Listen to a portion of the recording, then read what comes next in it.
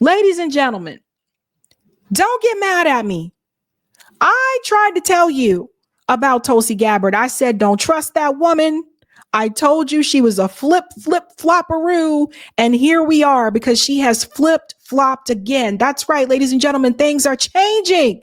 Things can change. And it has. She has not been sworn in yet for her position in Trump's administration, but she is already causing a stir. I saw libertarians online fighting over this. And this is about surveillance. Tulsi Gabbard is walking back her position on surveillance.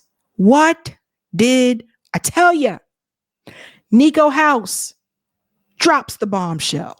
Tulsi Gabbard backtracks her stance on warrantless surveillance after the Senate threatens to refuse to confirm her as DNI. As most of you all know, Donald Trump shocked the world when he selected Tulsi Gabbard as his future Director of National Intelligence. Despite people's disagreements with her on all sides of the spectrum, the truth is a lot of people were actually excited thinking that this could be a positive change for the intelligence community, finally. But unfortunately, if recent developments are an indication, we just look like we're going to end up getting more of the same. Tulsi came out and announced during a Senate hearing that she will actually support Section 702 of FISA. In an egregious violation of the Fourth Amendment, Section 702 gives the government the ability to engage in warrantless spying on American citizens.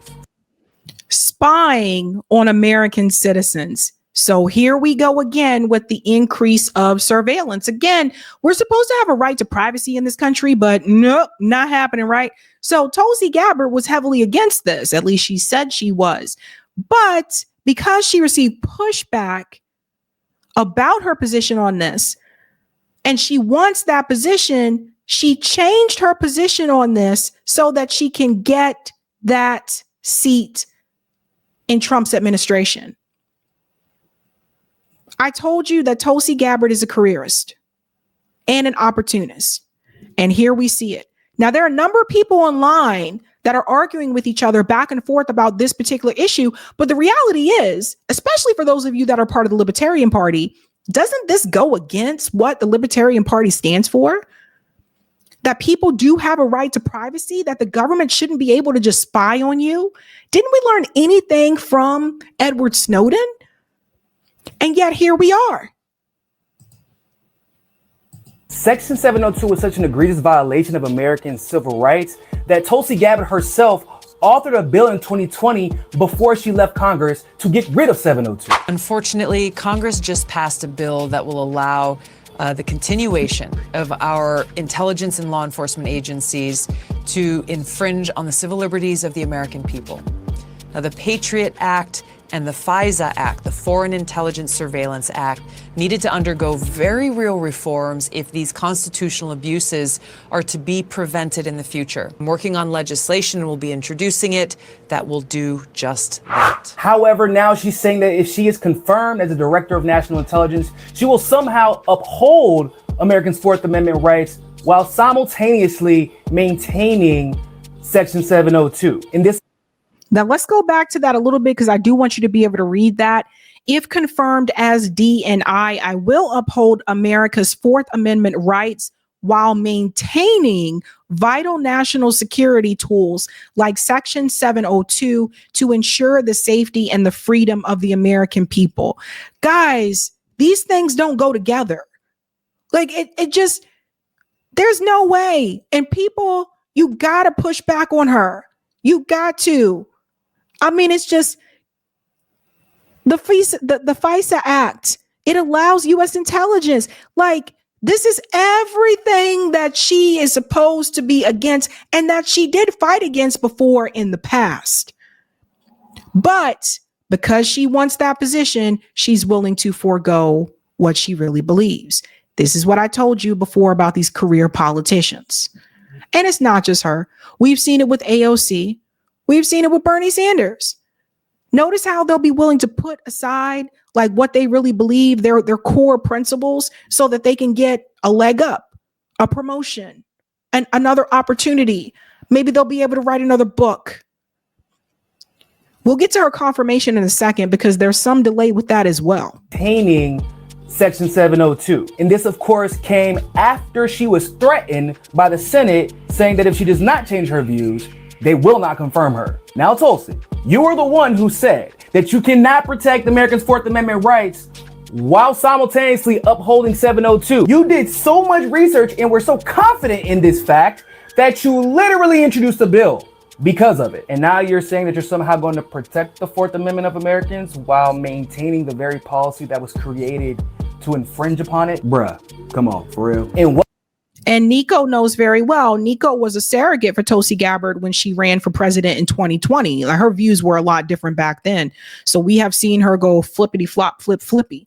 But this one really puts the nail in the coffin, because a lot of people that did support Tulsi Gabbard being a part of this administration was because of her position on surveillance. What does it say about the United States government that the moment that a politician says that they want to protect Americans, they actually threaten them for doing so? Last I checked, Congress people were elected to protect Americans. But once again, we're seeing a pattern that Congress and the establishment are actually working actively against Americans' best interest. And another note that has to be mentioned is Trump's very loud silence about the fact that his Republican Senate was going to refuse Tulsi the DNI position because she wanted to uphold Americans' constitutional rights.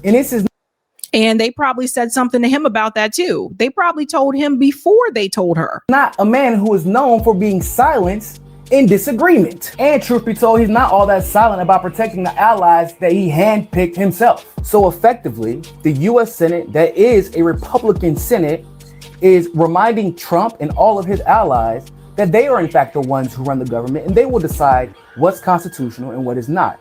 And Trump really has no say in it. Because make no mistake about it, ladies and gentlemen, the DNI position is probably the most important, or one of the most important positions that a president can pick that will influence both international and domestic policy. And if the Senate is basically telling Trump, yeah, you're not going to control what that DNI can and cannot support, then how much control does he really have over that administration?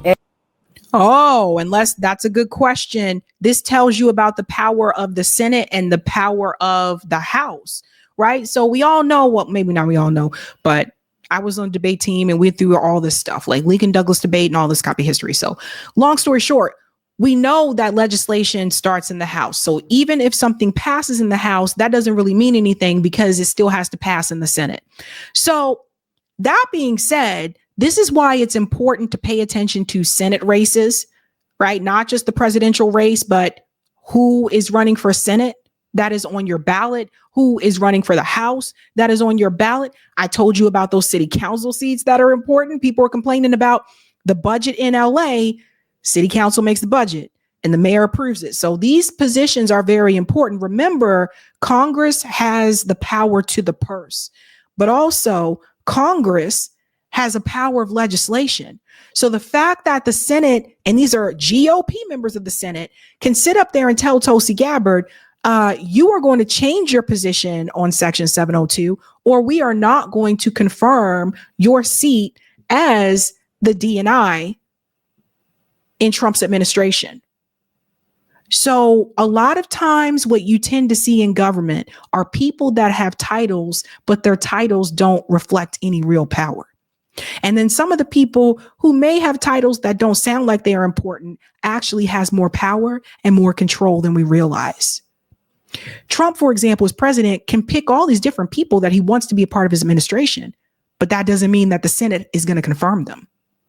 So you see how the power switches the hands there? The president has more control over foreign policy. And if Tulsi is going to keep flip-flopping on positions more than Brazilian footwear in the summertime, how can anybody trust that she will actually be a DNI any different than the previous DNIs? MAGA, where y'all at? Y'all gonna keep letting this shit slide, or are we gonna start holding Trump accountable at some point? This is a good question. And I will say people definitely held Vivek and Elon Musk accountable. And you got to hold Tulsi Gabbard accountable as well. I'm used to it. I'm used to seeing Tulsi do the flipperoo. But not everybody was familiar with her when she was still a Democrat. And when she ran for president in 2020, I mean, this is someone that was in Hillary Clinton's back pocket at one point. You guys got to remember, Tulsi Gabbard was supposed to be the next DNC darling. The Democratic Party decided to split ways with her, or the DNC decided to split ways with her when she endorsed Bernie Sanders instead of Hillary Clinton. She was done after that. But she's always been flipperoo, right? And now there's this issue with her confirmation because there has been a delay. I want to go ahead and get into that. Apparently, there is an issue with filing paperwork.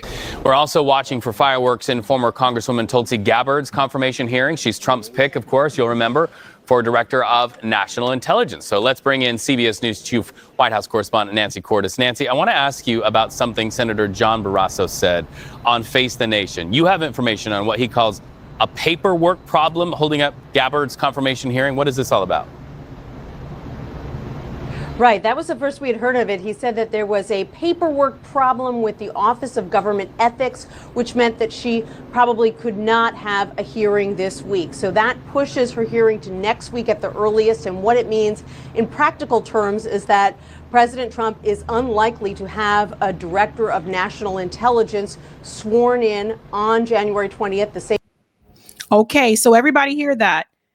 So it's unlikely at this point in time that when Donald Trump has his presidential inauguration, he may not have a director of national intelligence because apparently there seems to be a paperwork issue that is preventing Tulsi Gabbard from getting her confirmation. You guys believe that? Nobody else has a paperwork problem. Pete Hegseth was just confirmed, right? I don't know. Same day that he is sworn in, which is something that presidents typically like to have because it is such a key position. In Tulsi Gabbard's case in particular, Reed, there are Democrats who have a number of concerns about her. Democrats on the Intelligence Committee, which will be holding her confirmation hearing. They say that she has relatively little intelligence experience. They have concerns about some of her relationships with U.S. adversaries. They want to know why she went to Syria to meet with the deposed dictator Bashar Assad. Pause. So does everybody see what's happening here? This so-called paperwork issue that they're speaking of, I don't really think is a big thing. I think what is happening here is that the Senate has concerns about Tulsi Gabbard because of some of the comments that she has made about Syria, particularly about Assad. There's that. And then also, don't forget, we just discussed that Tulsi Gabbard agreed to now approve of Section 702, of course, Surveillance Act, for them to just be able to take away our privacy and surveil us as much as they want to. Even though she made that flip, the Senate is saying they still don't know if they want her in that seat. So at the end of the day, if they still decide not to confirm Tulsi Gabbard after she made that pivot, what was it all for?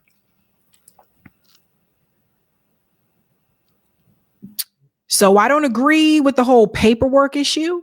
I think they just don't want her in that spot. And I think that's what the big delay is about. Now, maybe they decided to hold up things because of that.